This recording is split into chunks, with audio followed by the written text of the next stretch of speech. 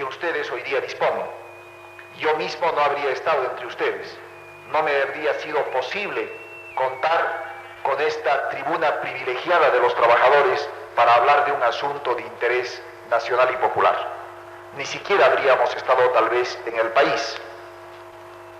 Me refiero a este hecho para subrayar primero que esta recuperación solamente parcial de las libertades y derechos democráticos no se debe a la decisión de un gobierno militar, sino a la resolución de las masas trabajadoras movilizadas que han arrancado a un régimen de fuerza la devolución de una parte solamente hasta ahora de las libertades y derechos fundamentales. Pero también es importante ponerse a pensar en que la reconquista de ese espacio político democrático debe exigir de todos nosotros una actitud vigilante, militante. No hay que pensar que ese espacio reconquistado está reconquistado para siempre, que hay que defenderlo, y hay que defenderlo no solo para no retroceder, sino para avanzar en la conquista de otros derechos que todavía no nos han sido devueltos. Un derecho sustancial, el de elegir a nuestros propios gobernantes, el derecho que tiene todo pueblo a elegir el gobierno de su preferencia. Y este es un derecho que está todavía por conquistar. La conquista de este derecho, es decir, el proceso de constitucionalización del gobierno, de los poderes del Estado, demanda también un grado superior de organización y de movilización de las masas. Exige la conclusión de este proceso de reorganización del movimiento obrero. Es importantísimo para la suerte de la clase trabajadora, los sectores populares y el destino nacional, que no se demore innecesariamente y por mucho tiempo la conclusión de este proceso. Es importante que el quinto Congreso de la COP se realice cuanto antes y que cuando el régimen se vea en la necesidad de restablecer un sistema duramente represivo para detener la protesta popular ante las medidas económicas antipopulares que se apresta a adoptar, encuentra un movimiento obrero sólidamente organizado, con una clara orientación popular y revolucionaria, y decidido a resistir el nuevo embate de la reacción proimperialista.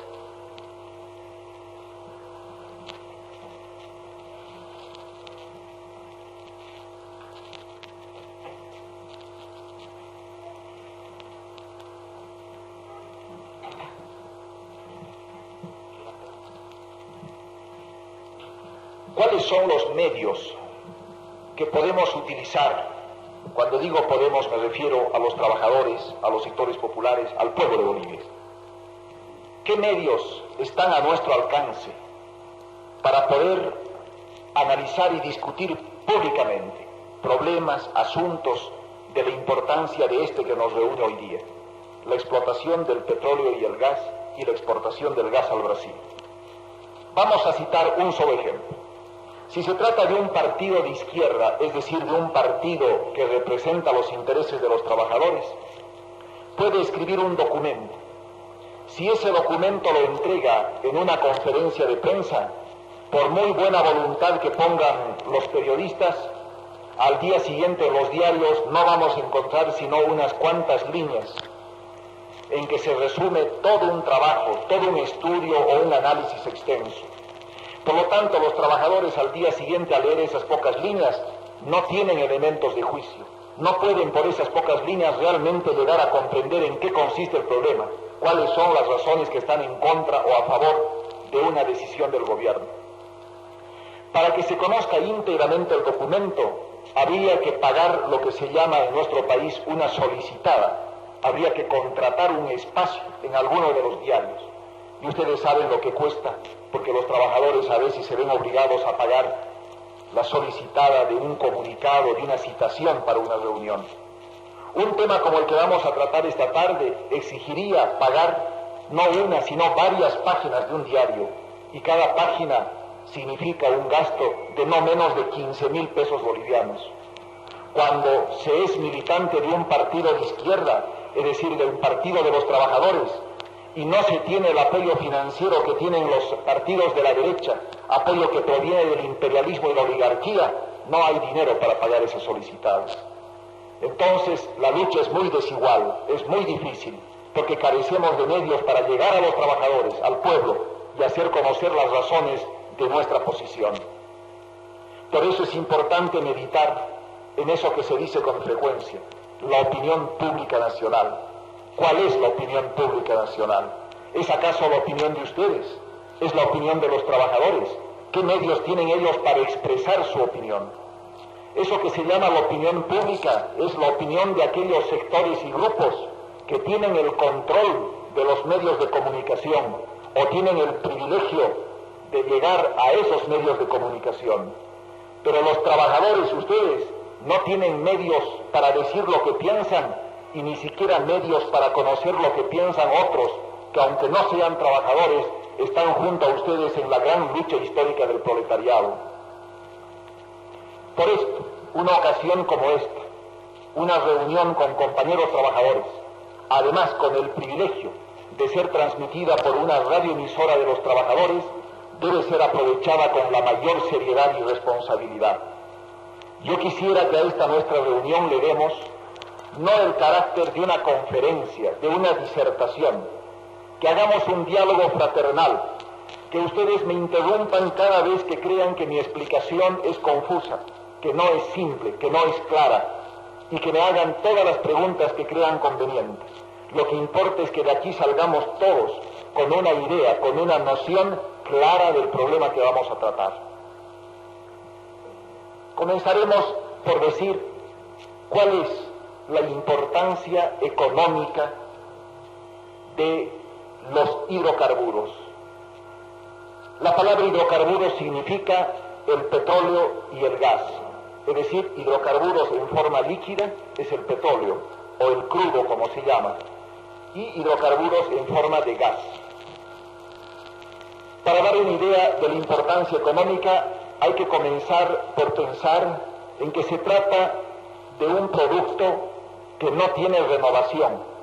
No ocurre lo mismo que con cualquier otro producto industrial o cualquier otro producto natural, por ejemplo, la producción agrícola, que se renueva todos los años o más de una vez al año.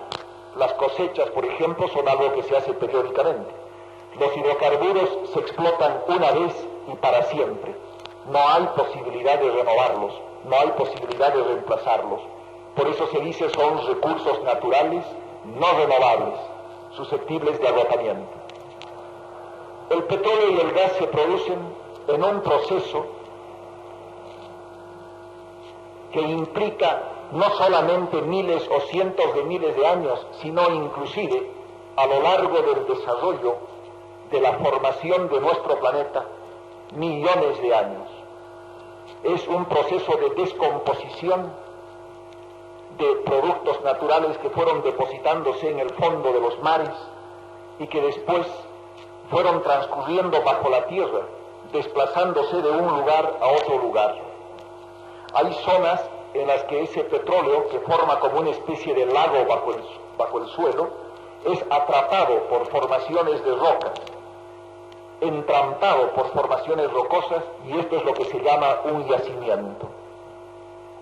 Ahora, estos recursos de hidrocarburos son cada vez más escasos. En los primeros 50 años de este siglo, es decir, entre 1900 y 1950, la humanidad ha consumido más petróleo y gas que en todo el resto de la historia de la humanidad. Y entre 1950 y 1975 ha consumido mucho más que en los 50 años anteriores. Es decir, cada día se consume más. Nuestra civilización es una civilización devoradora de energía, porque el progreso científico, el desarrollo tecnológico, el desarrollo industrial, cada vez requiere de más petróleo y más gas, en dos formas de utilización, como energético, por ejemplo la gasolina, el fuel oil, el diésel, el queroseno, para producir energía. Hay, por ejemplo, ustedes conocen seguramente muchas industrias, generadores accionados a diésel, o se utiliza el querosén para generar energía de uso doméstico, para hacer hervir el agua. Bien, el propósito no es solamente que sirva de energía. La utilización del gas y del petróleo también es industrial. Se utiliza como materia prima para toda la industria petroquímica, es decir, la química basada en el petróleo. Hoy día, si ustedes van por el mercado negro, por una calle de los sectores populares, si ven en sus propias casas, en su propia persona, van a encontrar que vivimos un tiempo caracterizado por el uso de los productos de plástico. El plástico está en todo: zapatos de plástico, telas de plástico, utensilios, en fin, son miles y miles de productos que se logran a base del petróleo y del gas.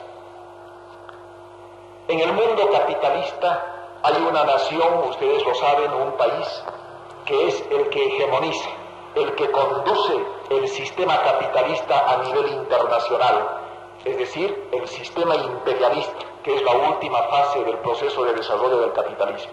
Este país es los Estados Unidos de América.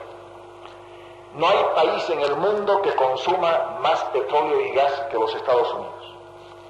Pero a lo largo de muchos años, Estados Unidos siempre prefirió utilizar el petróleo y el gas de otros países, aunque tenía una gran cantidad de petróleo y de gas dentro de su propio territorio.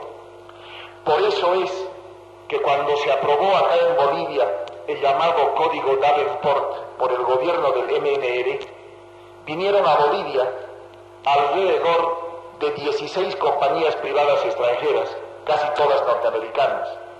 Por eso es que cuando el gobierno del general Banzer desnacionaliza el petróleo otra vez, al aprobar la ley de hidrocarburos en 1972, vienen nuevamente compañías privadas extranjeras, sobre todo norteamericanas, en un número de 19, y entre todas ellas reparten alrededor del 16 o 17% de toda la superficie territorial del país. Esas empresas privadas norteamericanas, sobre todo, cumplen la tarea de descubrir dónde hay petróleo y gas y luego explotarlo, de modo de que el petróleo y el gas que está en el subsuelo del territorio norteamericano sea guardado como una reserva para cuando se agote el petróleo y el gas del resto de los países capitalistas que están sometidos a su control. Por esto, Estados Unidos, hace ya muchísimos años, se abastece sobre todo de petróleo extraído de los países árabes, de Arabia Saudita, de Siria, etc. Y conserva en lo posible sus propias reservas. Pero llegó un momento, a raíz de la guerra entre Israel y los países árabes, en que los países árabes dijeron: vamos a seguir vendiendo petróleo, pero ya no más al precio de regalo que ustedes nos imponían. Si quieren nuestro petróleo, van a pagar un precio remunerativo, un precio justo. Esto es lo que se llama la crisis energética. En realidad, no es que falte petróleo, sigue habiendo en este momento suficiente para mandar desde el mundo árabe hasta Estados Unidos. Lo que pasa es que ahora Estados Unidos tiene que pagar mucho más de lo que pagaba antes. ¿Y cuánto importa a Estados Unidos al día de petróleo? Piensen ustedes como dato comparativo. Nuestro país exportaba hasta hace unos días, hemos dejado de ser país exportador, exportaba más o menos 4.000, 5.000 barriles al día. Estados Unidos importa cada día entre 9 y 10 millones de barriles. Entre 9 y 10 millones de barriles. El pagar esos 10 millones de barriles al día significa una erogación que está destruyendo la economía norteamericana. Han hecho estudios para ver si los Estados Unidos podrían satisfacer sus necesidades de petróleo con sus propias reservas. Es decir, si podrían prescindir de los países árabes, si podrían prescindir de la importación, consumir su propio petróleo. La conclusión a que han llegado todos los organismos del gobierno norteamericano es que esto es imposible y que cada día que pasa los Estados Unidos tendrán que importar más petróleo. Es decir, la primera potencia industrial del mundo, la primera potencia militar del mundo, es hoy día la más dependiente energéticamente. Depende de los recursos de petróleo y de gas que están en otros países. Pero como el petróleo y el gas que está en los países árabes es un petróleo y un gas que ya no puede estar controlado con seguridad por los Estados Unidos de América, porque esa es una zona donde se está librando la gran batalla. A veces en la batalla se llega no solamente a la lucha ideológica y a la pugna económica, sino también a las armas, que es el caso de la guerra medio oriental. Allá se está librando, la gran lucha entre el mundo capitalista y el mundo socialista. Estados Unidos de América piensa, su gobierno, que un día, tal vez próximo, ya no va a poder contar con el petróleo del mundo árabe. Y entonces piensa, ¿de dónde vamos a sacar el petróleo y el gas que no tenemos? Y cada vez necesitamos importar en mayor cantidad. Y es en este momento que el gobierno norteamericano pone sus ojos en nosotros, pone sus ojos en América Latina. América Latina es un área que siempre fue considerada por el gobierno norteamericano como parte integrante del sistema de seguridad nacional. Pero además ahora América Latina adquiere un otro carácter, una nueva significación. América Latina resulta ser el último lugar donde los Estados Unidos pueden encontrar depósitos de petróleo y gas bajo su control. Por eso desarrollan la política que desarrollan. Por eso cuando surge un gobierno contrario a los intereses populares, un régimen proimperialista, como el instalado en Bolivia el 21 de agosto del 71, lo primero que hacen es imponerle a ese gobierno leyes como la ley de hidrocarburos, es decir, la desnacionalización del petróleo, y que se abran las puertas del país para que aquí lleguen 10, 15 o 20 compañías norteamericanas, busquen petróleo, lo encuentren y comiencen a exportarlo. Hemos hablado de la importancia económica del petróleo y del gas, pero hay una otra significación, y es la importancia estratégica del petróleo y del gas. Ustedes saben, porque además han sufrido las consecuencias directamente, que en nuestro país hay un régimen militar que ya dura 14 años. De 1964 a esta fecha es un largo periodo militar de 14 años. Aunque no se puede identificar las figuras de Barrientos Ortuño, Obando, Torres, Banzer y Pereda, porque hay diferencias, sobre todo entre Barrientos, Banzer y Pereda por una parte y Obando y Torres por otra. Lo cierto es que se trata de un régimen asentado en el apoyo de las Fuerzas Armadas. El factor de poder decisivo, excluyente, son las Fuerzas Armadas. Bien, habría que preguntar en este momento a los propios miembros de las Fuerzas Armadas, a los oficiales, que hoy día están sirviendo en guarniciones del interior. ¿Qué ocurriría si el día de mañana Bolivia se convierte en un importador de petróleo? Yo voy a explicar después y demostrar cómo Bolivia, que fue exportador hasta hace un mes, ha dejado de ser exportador de petróleo. Y el próximo año, 1979, comenzará a ser un país importador de petróleo. Si nosotros no tenemos gas, no podemos tener una fábrica de explosivos.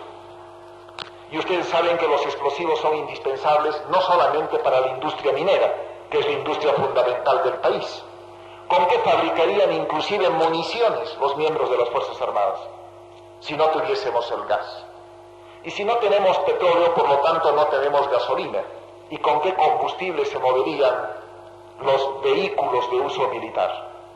Vivimos una situación internacional sumamente difícil, ustedes lo saben. Hay el riesgo de una guerra entre Argentina y Chile, y hay el peligro de que nuestro país, Bolivia, sea involucrado en ese conflicto. Pero como nuestro país no tiene salida al mar, somos un país mediterráneo, rodeado de otros 5 países. En caso de un conflicto armado, lo que ocurriría es que las importaciones de petróleo tendrían que hacerse a través de puertos controlados por los países vecinos, y si estos países entran en guerra, puertos absolutamente inutilizables para traer petróleo a Bolivia. Y esta es la situación a la que nos están conduciendo. Veamos ahora por qué razón y cómo se está agotando nuestro petróleo. Antes de la nacionalización del petróleo en 1969, la empresa norteamericana Gulf controlaba el 90% de las reservas de gas del país. De todo el gas existente y conocido en el país, el 90% era de la Gulf y solo el 10% de yacimientos. En lo que hace al petróleo, al crudo, más o menos un 80% y fracción estaba en manos de la empresa norteamericana y solo el saldo, algo menos de un 20%, estaba en poder de yacimientos. Esto es lo que hace a las reservas, a la cantidad que cada uno tenía en el subsuelo. Pero en cuanto a la producción, antes de la nacionalización del petróleo, bastante antes de 1969, yacimientos petrolíferos fiscales bolivianos tenía que comprarle a la Gulf petróleo para poder asistir a las necesidades internas, para refinar, producir gasolina y venderla dentro del país. Es decir, ya éramos en la práctica un país que estaba importando petróleo. ¿Por qué decimos importando petróleo? Es verdad que el petróleo no venía de fuera del país, el petróleo era el que estaba aquí en el país, pero como era un petróleo que la Gulf le vendía en dólares a yacimientos, era como si el Estado importara petróleo de fuera pagando en dólares, porque esos dólares que recibía la Gulf los mandaba a su cuenta corriente fuera del país, no se quedaban en Bolivia. Esta era la situación. Y como ese era el poder económico tremendo que había acumulado la Gulf, llegó a sobornar a todos los funcionarios públicos. Ya conocen ustedes la denuncia que formulamos desde el exilio, el año 1975, que fue después probada por las investigaciones en el Senado norteamericano. La Gulf sobornó desde el presidente de la República, pasando por ministros de Estado, senadores, diputados, director general de petróleos, periodistas y hasta algunos dirigentes sindicales petroleros. Habían logrado comprar un gobierno. Se había convertido la Gulf, como en su tiempo fue la Patiño Maíz, Josi o Aramayo, en un nuevo superestado. Había que expulsarlo del país. Había que recuperar esa riqueza para el dominio del Estado, porque es un recurso estratégico, porque es de un valor económico inapreciable. Y expulsamos a la Gulf. ¿Cuál fue el resultado de la expulsión de la Gulf? El país recuperó gas y petróleo que estaba en poder de la Gulf por un valor de 5.000 millones de dólares. Gracias a esa medida, la nacionalización del petróleo, es que el gobierno del general Banzer pudo sobrevivir. El 21 de agosto de 1971, el barril de petróleo se vendía en el mercado internacional a $2.50. Es decir, 50 pesos, el barril. Desde 1974 el barril llegó a venderse a $16, es decir, 320 pesos cada barril. Otro tanto ocurrió con la medida de la nacionalización de las minas. Se vendía la libra fina de estaño a $1.50 al 21 de agosto de 1971. Y ustedes habrán escuchado por radio todos los días, las semanas pasadas, la información de que el estaño logró venderse por encima de $7.50. Bien, eso permitió al gobierno de Banzer recibir una cantidad de dinero al año que jamás ningún gobierno en nuestra historia había recibido. Todo lo que el país vende al año al exterior, todo el valor de sus exportaciones, era de más o menos unos 200 millones de dólares al año, hasta el año 71. Hoy día el valor de las exportaciones está por encima de 700 millones de dólares. Un gobierno que recibe como ningún otro en nuestra historia, 3 o 4 veces más de lo que recibían todos los otros. Era un gobierno que no debía tener necesidad de contraer más deudas. Es como si un trabajador fabril, en lugar de ganar 3.000 pesos, le aumentan su sueldo a 6.000, debería serle suficiente para vivir en mejores condiciones que antes y no contraer más bien más deudas y más obligaciones. Debería servirle para pagar algunas de las deudas que tenía. Pero ¿qué ha pasado con el gobierno? Bolivia debía al exterior hasta el año 71 más o menos 500 millones de dólares. Y cuando el general Banzer se fue, nos presentó a esta nueva Bolivia en quiebra, a este desastre que nos deja como herencia a nosotros y a las nuevas generaciones, una deuda externa que está por encima de los 2.500 millones de dólares. 2.000 millones de dólares en 7 años de gobierno. Doy estos datos para llegar a una conclusión, compañeros trabajadores fabriles. Durante estos 7 años, un gobierno que dispuso de 3 o 4 veces más de ingresos por concepto de exportaciones. Un gobierno que recibe en préstamo 2.000 millones de dólares. Un gobierno que devalúa la moneda como la devaluó en 1972, lo que significa arrancarles a los trabajadores el valor adquisitivo de su salario real. Es un gobierno que tuvo, como ningún otro en nuestra historia, condiciones favorables para utilizar esa economía extraordinaria en beneficio del pueblo de Bolivia.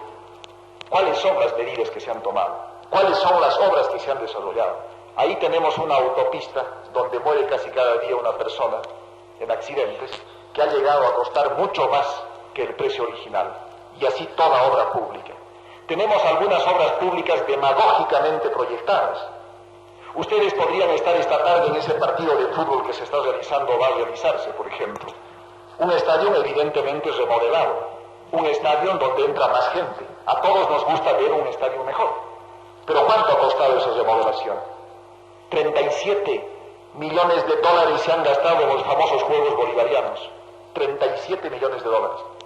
¿Para qué habrían alcanzado esos 37 millones de dólares? Habrían sido suficientes para financiar toda la fundición de estaño del país, la materia prima de la que vive sustancialmente nuestro país, la base de nuestra economía. Es decir, es un gobierno que hace una que otra obra visible, más o menos espectacular, demagógicamente, para engañar inclusive a los sectores populares, pero que en el fondo derrocha esa economía y la encontramos después en forma de fortunas personales de todos aquellos que han sido funcionarios públicos, ministros de Estado, que entraron sin un centavo y salieron ricos por haber alquilado sus servicios como funcionarios públicos a la pequeña oligarquía que es la que controla el poder de nuestro país.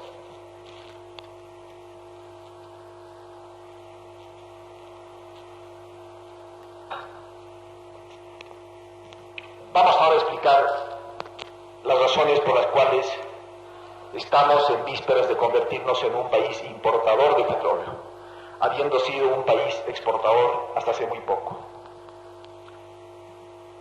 El gobierno, cuando se refiere al tema de las reservas de petróleo y de gas, engaña. Y engaña además de la manera más absurda.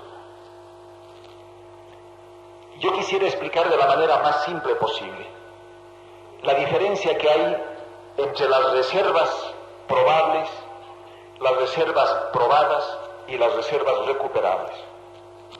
El proceso de búsqueda, de descubrimiento de petróleo es más o menos el siguiente. Los técnicos comienzan a buscar petróleo y gas en lugares que consideran son probables de alojar estos dos recursos, por diferentes técnicas, por diferentes métodos. Cuando llegan a identificar un lugar en el que creen que hay muchas probabilidades de encontrar petróleo, llega un momento en que perforan. La perforación es la única manera de estar realmente seguros si hay o no hay petróleo ahí abajo. Cuando perforan y encuentran petróleo, por poco que sea, ya han salido de una duda. Saben que allí hay petróleo, pero no se sabe en qué cantidad. Podría ser que haya muy poco, y en ese caso no se justifica perforar. El gasto de la perforación sería mayor que el valor de esa poca cantidad de petróleo que se saca. Entonces no se puede tomar en cuenta ese petróleo, simplemente hay que abandonar eso.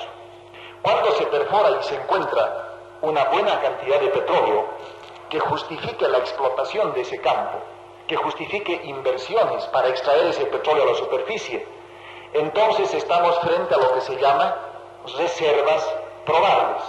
Es decir, se hace un cálculo aproximado. Se calcula que esa especie de lago que hay abajo tiene un determinado número de kilómetros de largo por un determinado número de kilómetros de ancho y una profundidad determinada. Se hace un cálculo y entonces se piensa que allí hay más o menos tantos miles de barriles de petróleo. Pero eso es solamente una probabilidad. Es un cálculo aproximado, no hay la seguridad. Eso es lo que se llama las reservas probables. Es una probabilidad. Las reservas probadas son aquellas que realmente existen, luego de un estudio que es muy difícil, muy complicado, y que determina la seguridad de la cantidad de petróleo que hay abajo. Esas son las reservas probadas. Pero no todo el petróleo que esté en el subsuelo sale a la superficie. Siempre hay una parte del petróleo y del gas que se queda atrapado abajo, no sale todo.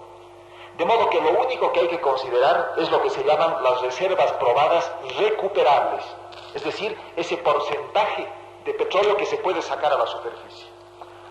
Más o menos, hay un 15%, más o menos, de petróleo que siempre se queda abajo. Eso depende además de la mayor o menor habilidad de las técnicas que se utilizan para sacar el petróleo. El primer engaño del gobierno es decir que tiene reservas y da una cifra cualquiera, pero está pensando en las reservas probables. No está hablándonos de las probadas y mucho menos de las recuperables. Ahora bien, cuando en 1971 el gobierno del general Banzer comenzó a contraer créditos, a prestarse dinero del exterior, tenía que responder a esos préstamos con algo. Yo voy a poner un ejemplo. Si un trabajador gana 3,000 pesos al mes y va a un banco a prestarse dinero, bueno, lo más probable es que el banco no le preste un centavo, porque los bancos se han hecho para prestar dinero al que tiene dinero, no al que no tiene. Pero suponiendo que tengan la suerte de encontrar un banco que les preste dinero, les va a prestar solamente una suma en proporción a lo que el trabajador gana. Si le van a prestar 3,000 pesos para que paguen en un mes, van a calcular cuánto es su salario, a ver cuánto puede de su salario destinar cada mes para pagar su deuda. Lo mismo pasa con un país, con un gobierno. Para prestarle a Bolivia los 2,000 millones de dólares que le han prestado en 7 años, el gobierno de Bolivia tenía que probar que el sueldo del país, sus ingresos, habían aumentado y podía seguir contrayendo más deudas. ¿Cómo podían aumentar esos ingresos del país, ese sueldo? Exportando cada vez más. Y entonces comenzaron a exportar intensamente petróleo para poder incrementar los ingresos.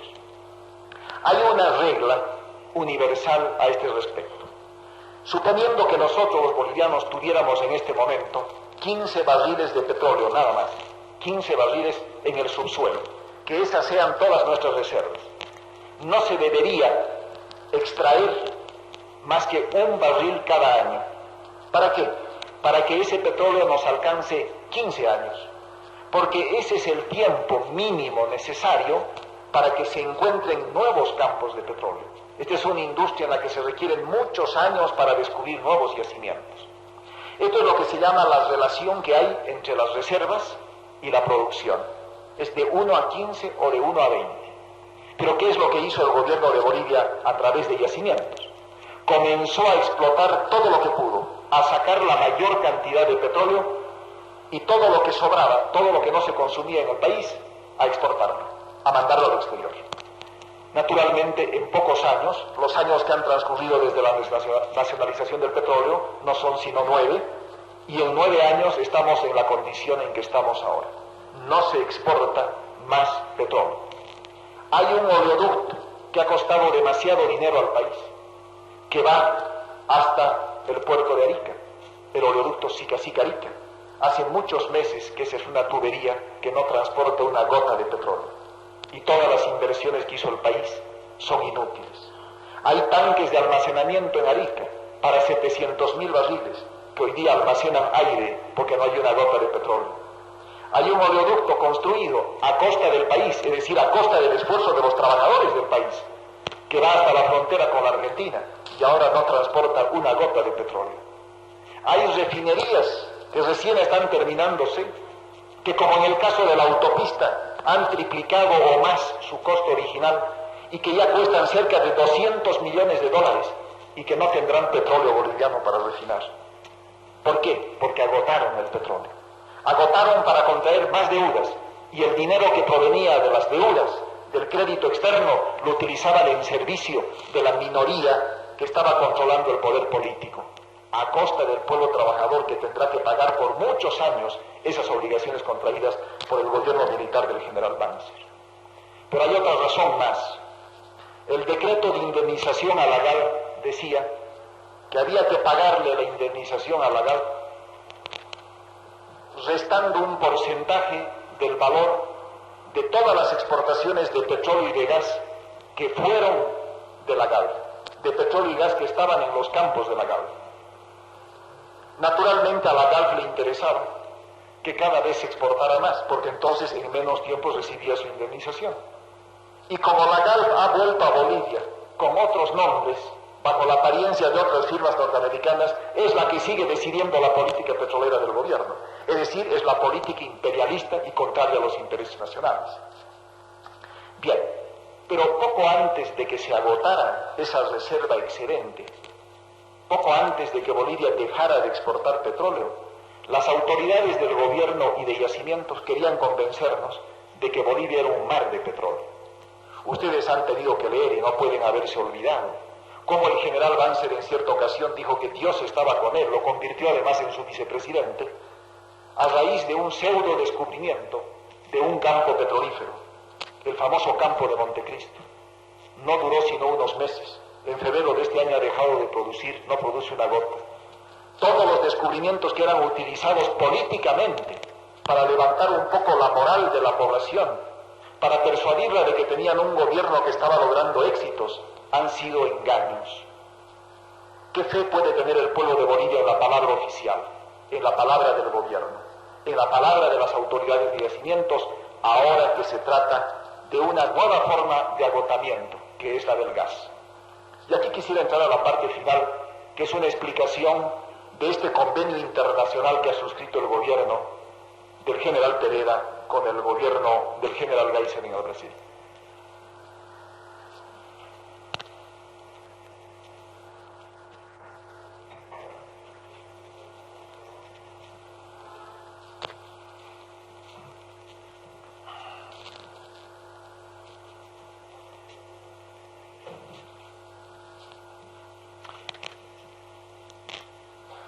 El gobierno del general Banzer, el año 1974, recibió la visita del presidente del Brasil, recuerdan ustedes, en Cochabamba, y allí se firmó un convenio para exportar gas al Brasil. Desde entonces han transcurrido casi 4 años y medio, porque fue en mayo de 1974. Y esta negociación con el Brasil no progresó, no se llevó a la práctica, no entró en ejecución. Pero el gobierno del general Pereda, inmediatamente después de asumir la presidencia, y en ese plazo que transcurrió de 100 días nada más, inicia y termina una negociación en la mayor reserva, a espaldas del pueblo de Bolivia. Una negociación que termina en la suscripción de eso que se ha llamado la Carta de Intenciones para la venta de gas al Brasil. ¿En qué consiste este compromiso? Vamos a explicar en cada uno de sus puntos. El año 1974, el gobierno de Banzer se comprometió a exportar 240 millones de pies cúbicos al día de gas, 240 millones. Pero se comprometió a exportar ese gas con 2 condiciones. Que el Brasil prestara dinero para desarrollar las reservas de hierro del Mutum y producir acero allá. Además, producir fertilizantes a base de gas y producir cemento. El Brasil se comprometió a apoyar financieramente, a prestar dinero para el desarrollo de eso que se ha llamado el Polo del Sureste. La segunda condición era que como esa industria del acero, la de fertilizantes y de cemento, iba a producir más de lo que el país podía consumir, el excedente el Brasil se obligaba a comprarlo. O sea, estaba asegurado el mercado para la producción. Durante 4 años y medio el gobierno dijo al pueblo de Bolivia: hay que vender el gas. Hay que vender el gas al Brasil porque solo así vamos a conseguir préstamo para el polo de desarrollo y solo así vamos a tener seguro mercado para nuestros productos. Esta es la gran ventaja.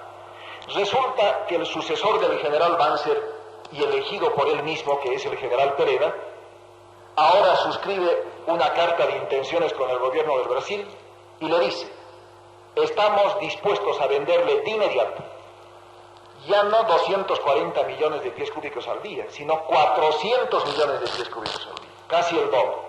Y eso inicialmente para aumentar después. Y además renunciamos al mercado y renunciamos a los préstamos. Es decir, nos olvidamos del polo de desarrollo. Todo lo que quieren es vaciar de gas el país. ¿Por qué? ¿Con qué propósito aceleran esta negociación?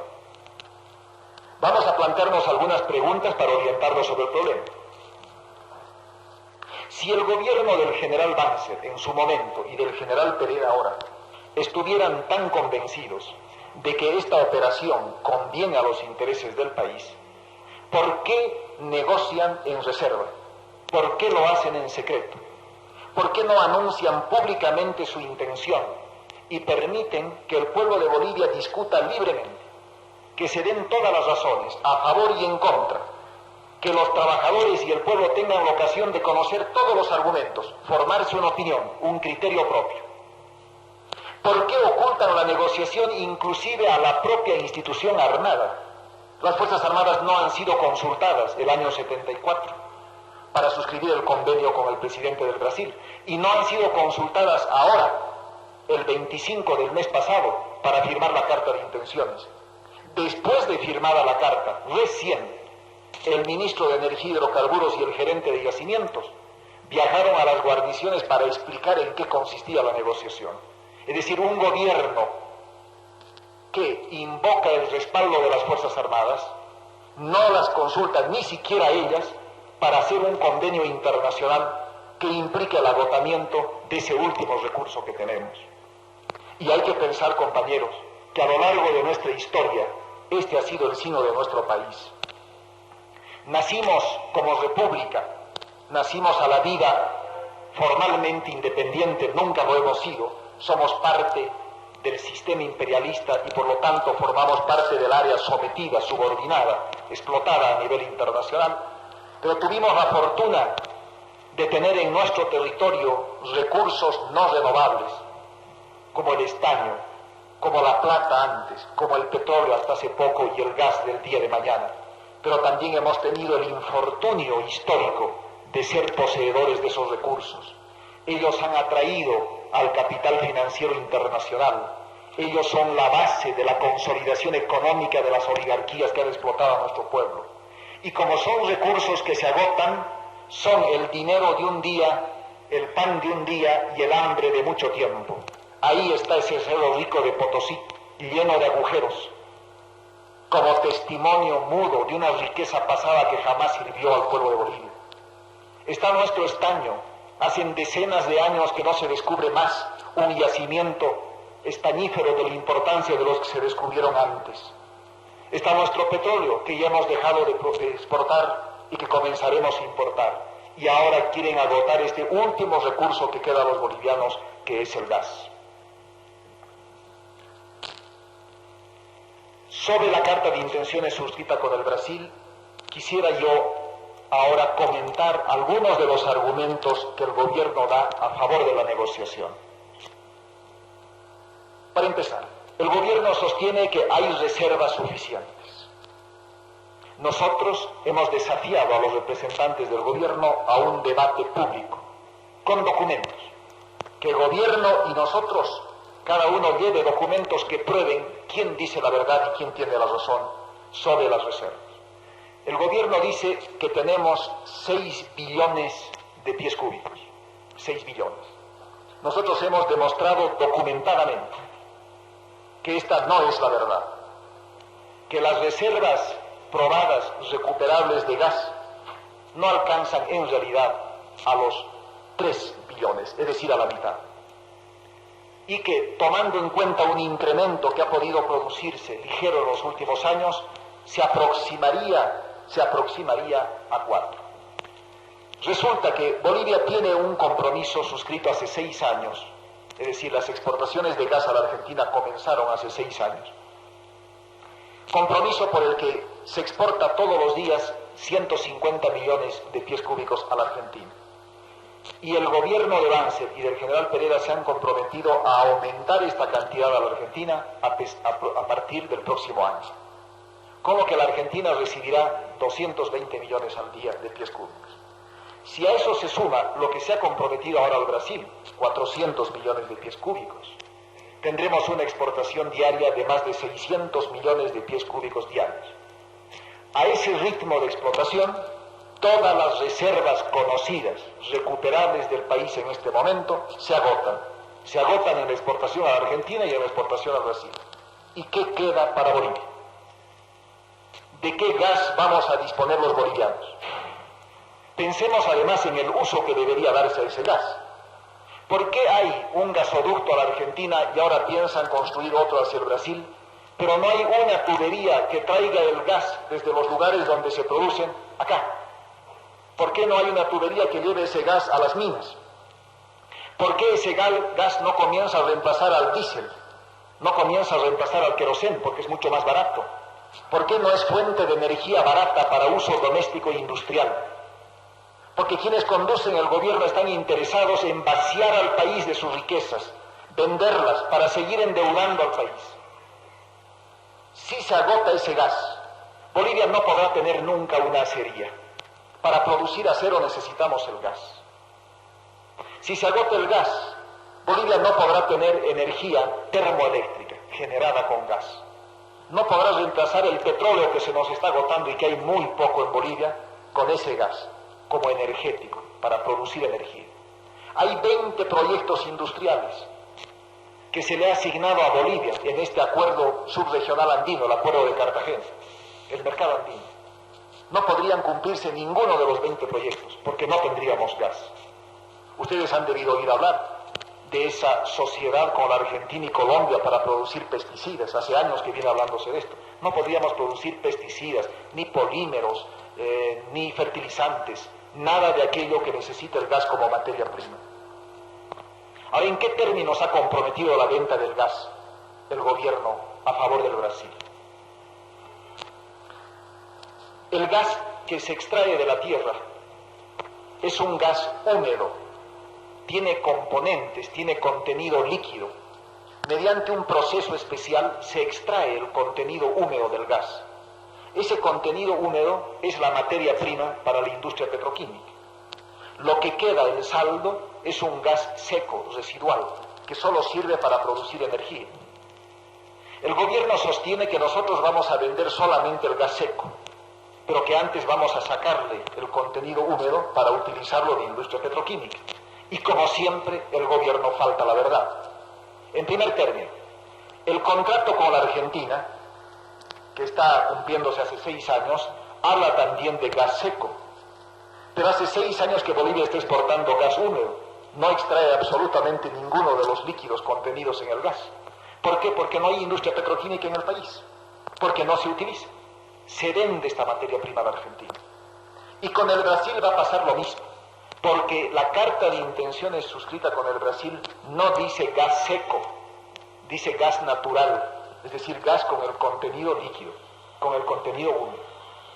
En lo que hace al precio, dice que el precio será igual al precio de aquellos combustibles pesados, como el diésel, el querosén, el fuel oil, supongamos, puesto en el Brasil, puesto en Sao Paulo, pero descontando el flete desde la frontera. Pero resulta que el gas nuestro no ha de ser utilizado por el Brasil para producir energía, sino justamente para su industria petroquímica. Son esos contenidos húmedos lo que necesita el Brasil. Y luego, no dice si el factor de referencia para definir el precio va a ser el diésel, va a ser el querosén o va a ser el fuel oil. Dice los derivados pesados, los combustibles simplemente. En cuanto a la revisión periódica del precio, ustedes saben lo que ocurrió en el contrato con la Argentina. Ese es un contrato de gas que ha sido firmado por el gobierno del general Barrientos Ortuño, cuando el Ministerio de Minas y Petróleo estaba en manos del PIR, ese ex partido de izquierda, del que era jefe, el que actualmente es canciller de la República, el señor Ricardo Anaya. El ministro era el señor Miguel Bonifaz, y el gerente de yacimientos era el coronel Patiña Lloroa. Ellos firmaron ese contrato de venta de gas a la Argentina por 20 años a precio fijo. Por 20 años a precio fijo.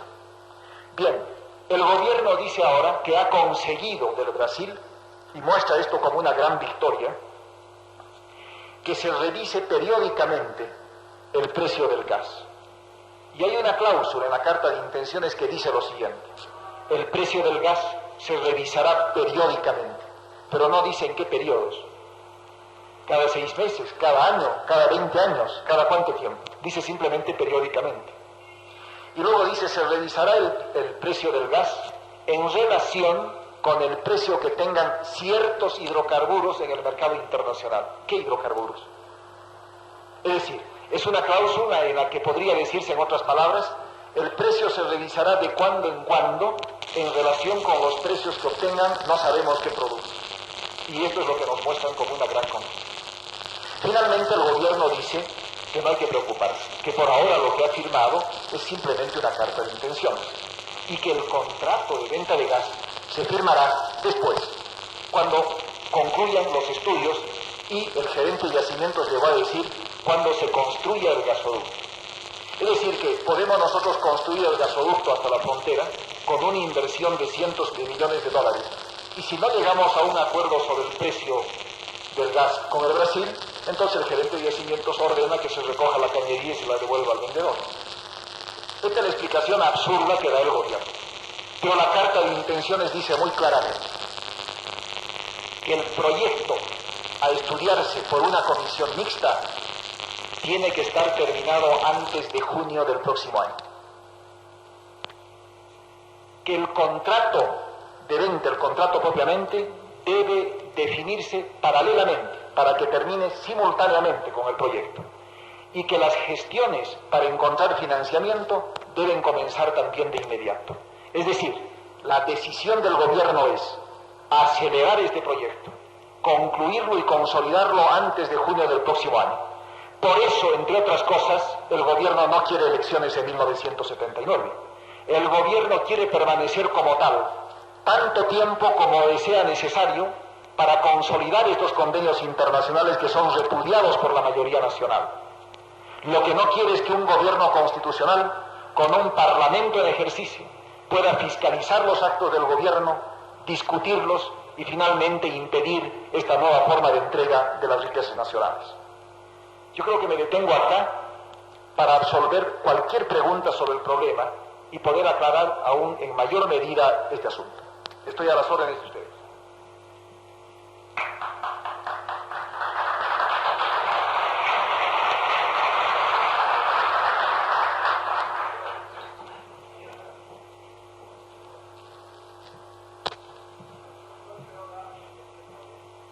Amigos oyentes, están ustedes en la sintonía del Radio Continental. Desde ya, como ustedes escuchan, estamos pues en esta tarde en la grata compañía del doctor Marcelo Quiroga Santa Cruz, primer secretario del Partido Socialista y autor del decreto de la nacionalización del petróleo. Con ustedes, como ustedes ya lo saben, cualquier pregunta que el doctor estará en condiciones de responder.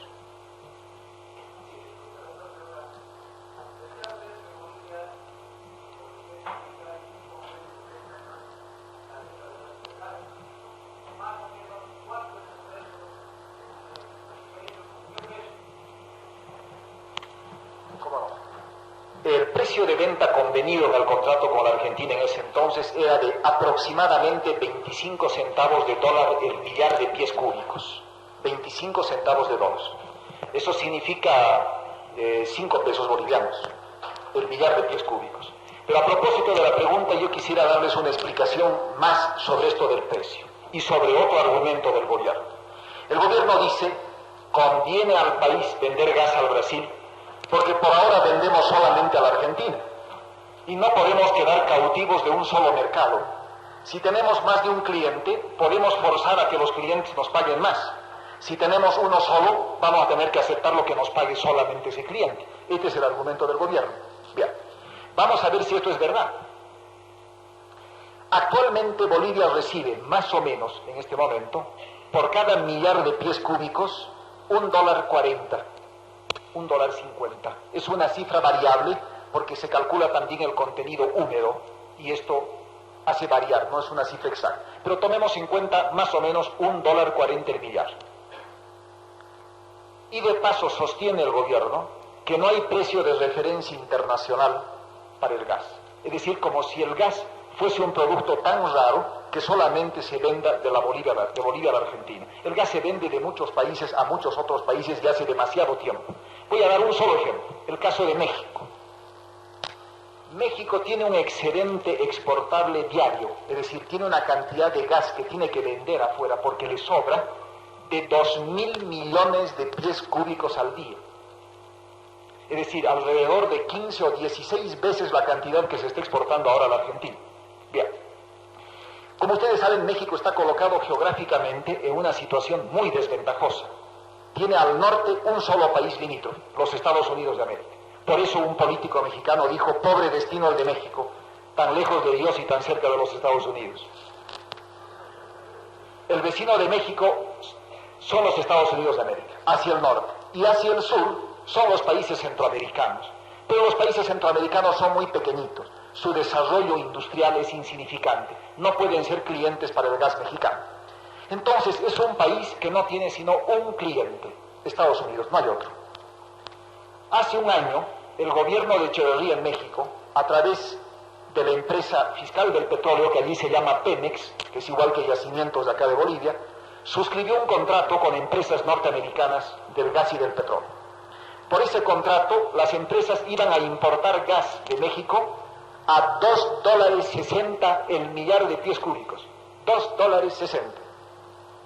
Es decir, $1.20 más que lo que le paga actualmente la Argentina a Bolivia, por cada millar. Si ustedes multiplican eso por la cantidad que se vende a la Argentina, eso significa una pérdida para Bolivia de aproximadamente $300.000 al día. O sea, 9 millones de dólares al mes o 100 millones de dólares al año. Y nos habla el gobierno de que está defendiendo bien los intereses del país respecto a los precios. Pero expliquemos más de la situación mexicana. Después de firmado ese contrato a $2.60, el gobierno de Carter intervino y vetó, prohibió la ejecución del contrato. Dijo que a esos precios eso iba a provocar una inflación dentro de los Estados Unidos. Y ahora se está discutiendo ese asunto en el Senado norteamericano. ¿Cuáles son los antecedentes? Estados Unidos importa hace tiempo gas del Canadá, a su vez del norte, y paga por ese gas $2.20, $2.30. Pero a México le quería pagar el gobierno de Estados Unidos solamente $1.75. ¿Qué hizo el gobierno de México? Dijo no, mientras no se pague el precio de $2.60, que es el que nosotros consideramos justo, no vamos a vender 1 millar de pies cúbicos. Nada absolutamente a los Estados Unidos. Y se trata de un país que sí está cautivo de un mercado. Porque México necesita, para extender el gasoducto hacia la frontera norteamericana, de una inversión cuantiosa. Aproximadamente lo que necesita de préstamo de los bancos norteamericanos son unos $600 millones, fuera del aporte que tiene que hacer México. En total su inversión serían $1.000 millones para atender el gasoducto. ¿Cómo podría utilizar ese gas si no lo vende a Estados Unidos? Tendría que hacer grandes barcos que transporten el gas licuado para llevarlo hasta Europa, y eso significa una inversión de $7.000 millones. No obstante esa situación, estar México atrapado por un solo mercado, estar sometido a la presión y el chantaje de los organismos de crédito, de los bancos, ese gobierno dice no, preferimos no vender una gota de gas, pero no lo vamos a hacer mientras no se paguen los precios legítimos. ¿Cuál es el caso de Bolivia? Es completamente distinto. Nuestro país está rodeado de 5 países, no de uno, de 5, y los 5 necesitan importar gas y petróleo porque no tienen suficiente. Tenemos 5 clientes, no uno. Pero además, los términos, como acabo de explicar, en que ha convenido la carta de intenciones con el Brasil, en lo que hace al precio y a la revisión, no pueden ser peores. De modo que aquí está la prueba documental de que el gobierno ha llegado a esta negociación con el Brasil no tanto por razones económicas, sino políticas. Se trata de preacuerdos políticos internacionales, porque el régimen del Brasil ha recibido del imperialismo norteamericano la misión delegada de contener el proceso revolucionario en América Latina y en el Cono Sur. Y por eso la política de nuestro gobierno desde 1971 es una política de absoluto sometimiento a los intereses del gobierno brasileño. Y podemos dar no uno, sino muchos ejemplos y pruebas de esto que acabo de decir. Recuerden ustedes, por ejemplo, la pérdida de una importante fracción territorial en la zona fronteriza. Las constantes denuncias de pobladores de la frontera sobre la penetración lenta del Brasil, la imposición de su lengua, de su idioma, de sus costumbres, la brasilenización del propio territorio boliviano sin una voz de protesta del gobierno de Bolivia, la edición de estampillas celebrando el natalicio del gran usurpador brasileño sin una voz de protesta del gobierno de Bolivia. Vean ustedes en el comercio actualmente, si no está inundado de productos brasileños de mala calidad. Hay un déficit en la balanza comercial entre el Brasil y Bolivia que se acerca a los 100 millones de dólares. Es decir, Bolivia importa 100 millones de dólares más que el valor de lo que exporta al Brasil cada año. ¿En qué cosas? Escarbadientes. ¿Son necesarios al pueblo de Bolivia escarbadientes traídos del Brasil? ¿Es aceptable que un gobierno que se dice defensor de los intereses nacionales destine los pocos dólares que han sido conseguidos con el esfuerzo de los trabajadores, con la liquidación de esa riqueza no renovable, que es el petróleo, que es el gas, que es el estaño, que es el wolfram, para traer escarbadientes, para traer whisky escocés, para traer caramelos de Inglaterra? Esta es la política de los gobiernos militares que están liquidando la situación económica de nuestro país y arrastrando a la miseria a las masas trabajadoras.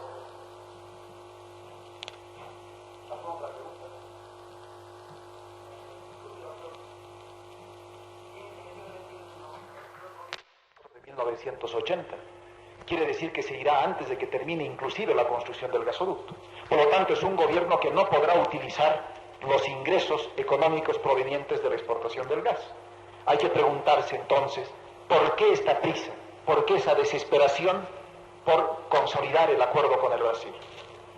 Por lo que explicábamos hace un momento.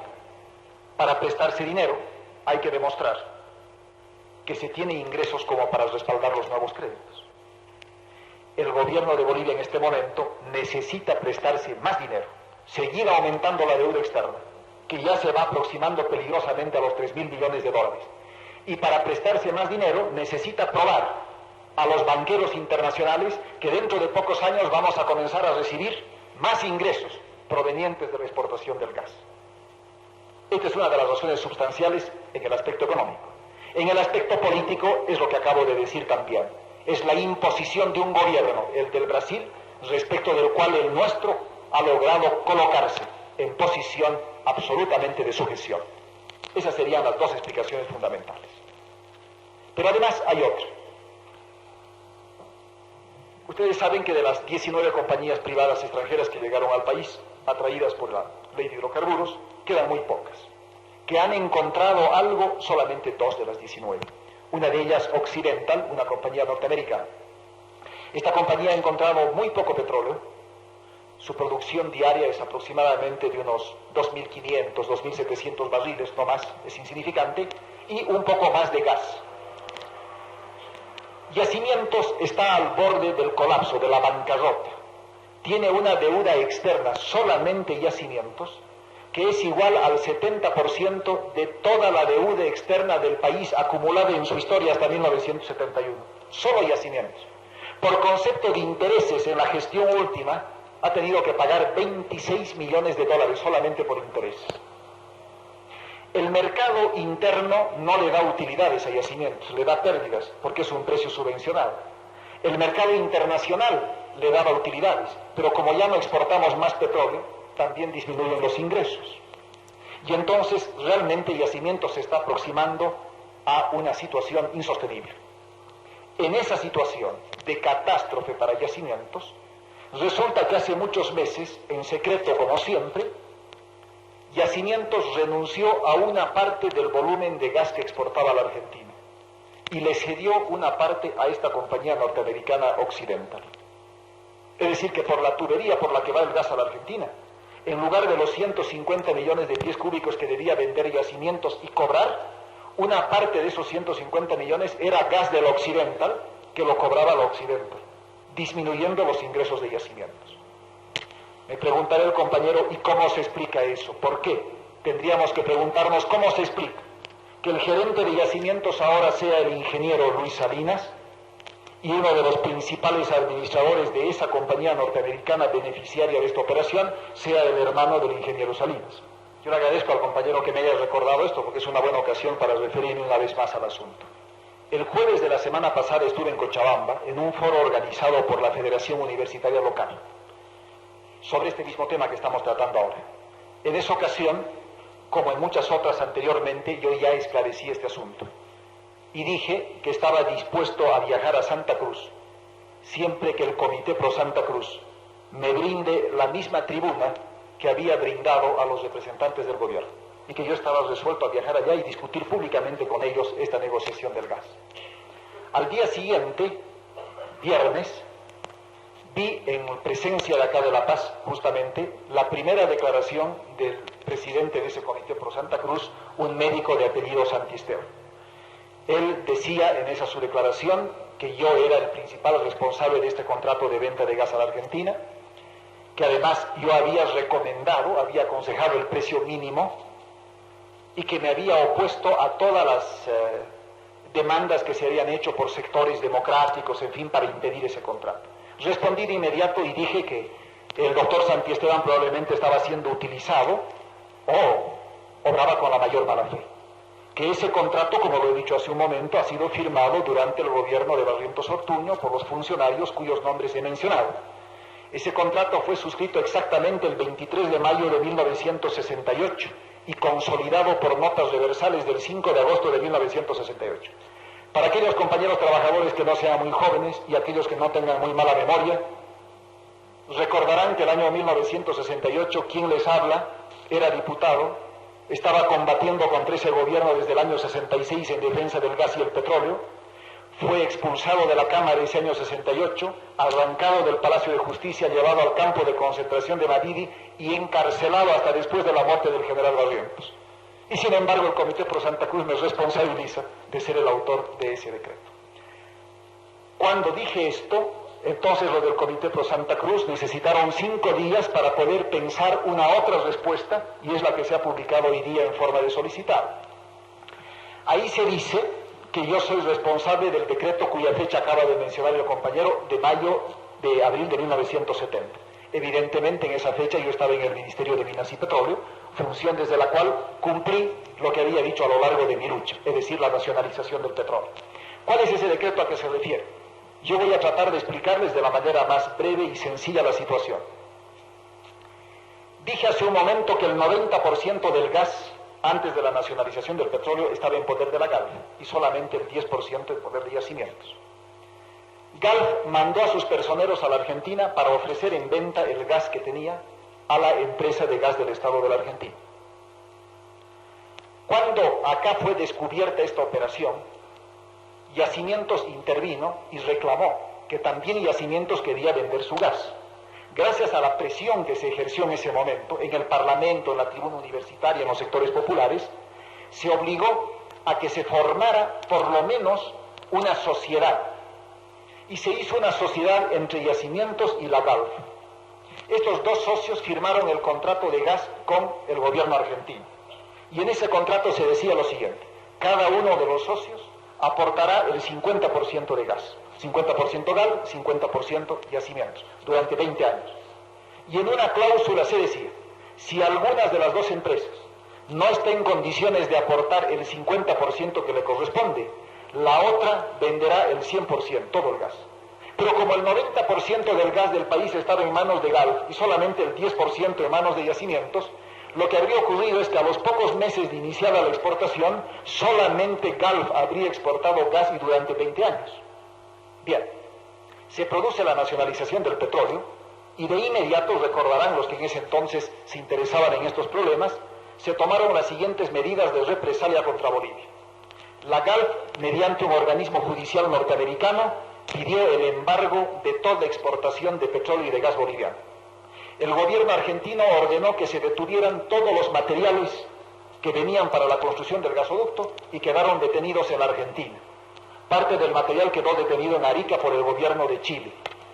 De modo que el gasoducto en el que ya se había hecho una gran inversión, la tubería que estaba tendida en su mayor parte, quedaba paralizada e inútil. Y otra cláusula del contrato decía que si no comenzaba la exportación el 1 de mayo de 1971, se rescindía el contrato. Rescindido el contrato, Bolivia habría quedado con una tubería inútil y una inversión ociosa. Fue en entonces que nosotros exigimos del gobierno argentino el respeto de sus compromisos. El gobierno argentino respondió no. Nosotros hemos firmado contrato con una empresa mixta, donde está Yacimientos y está Galf. Pero ahora Galf ya no está. De modo que este contrato no podemos nosotros respetarlo, como parte del boicot internacional. Entonces nosotros esgrimimos aquella cláusula de que yo les he hablado hace un momento. Y les dijimos no. Acá hay una cláusula que dice que si una de las partes no puede aportar su 50%, la otra aporta todo. Galf ya no puede aportar su parte. Hemos expulsado del país a la empresa norteamericana y ustedes están en la obligación de cumplir. Se refiere a eso, esta solicitada. Pero además, el compañero que les habla nunca firmó ni siquiera ese decreto. Ese es un decreto que autoriza a Yacimientos a ratificar ese convenio.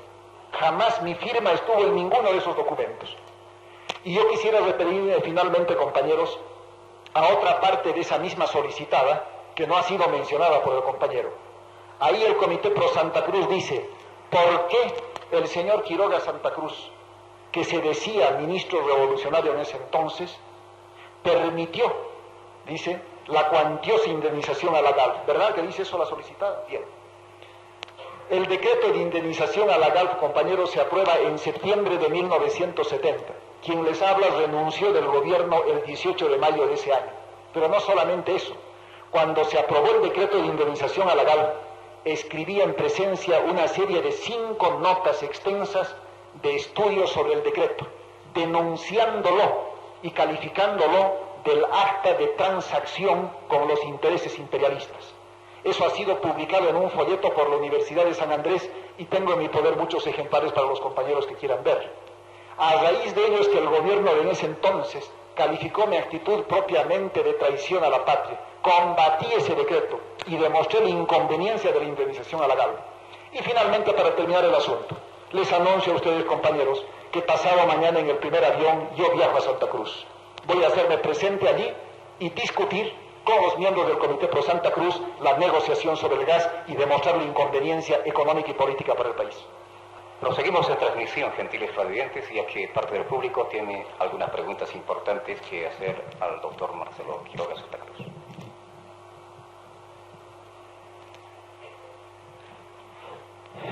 Desde luego, la situación a este respecto se presenta sumamente difícil para el pueblo de Bolivia. Quienes están gobernando al país lo hacen sobre la base del respaldo que les brinda una institución de fuerza como son las Fuerzas Armadas. Sin embargo, hay una cierta recuperación de la vida democrática del país gracias al empuje de las masas, a su decisión de lucha, y pienso que es a partir de esta nueva situación que hay que desarrollar toda una estrategia de lucha para preservar los intereses nacionales. Habría que comenzar por considerar que el proceso de democratización no puede ser entendido solamente como elecciones para constituir los poderes del Estado, sino como parte de todo un proceso que involucra también la defensa de la economía popular, de la soberanía nacional y de los recursos naturales. La situación, compañeros, que se presenta no dentro de pocos meses, que se presentará dentro de pocos días, es de la mayor gravedad. El alza de los precios de los carburantes es inevitable y está muy próximo. Ustedes saben lo que ocurre cuando se aumenta el precio de los carburantes. De inmediato suben los pasajes para el transporte colectivo de personas, sube el transporte de carga, de materiales, suben todos los productos familiares, todo lo que compone la canasta familiar. Se produce un encarecimiento del costo de la vida. El Fondo Monetario Internacional y el Banco Mundial han recomendado al gobierno la congelación de los sueldos y salarios. Además, una nueva devaluación monetaria también es inevitable. Hasta este momento se está impidiendo la devaluación solo por el precio excepcional que ha alcanzado el estaño en el mercado mundial. Pero ya ven ustedes que en una semana ha descendido de $7.50 a menos de 7. Hay una nueva tendencia al descenso.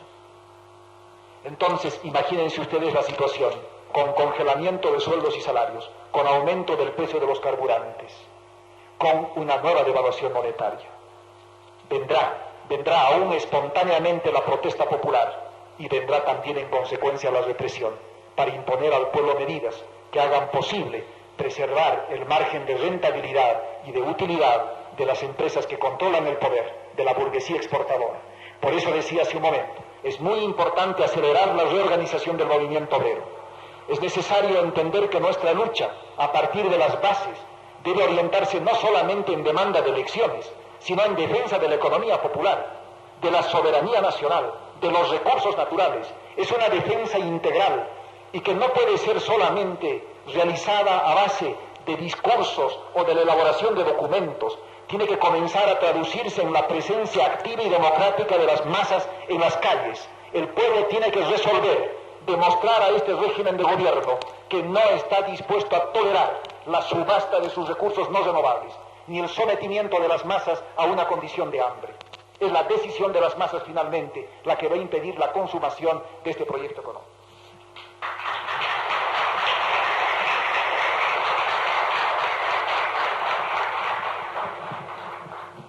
Fue una transmisión especial de Radio Continental, gentiles radiantes. La Paz, Radio Continental, la voz del trabajador fabril, la frecuencia de la sintonía popular, emisora puesta al servicio de las mayorías nacionales y los intereses patrios.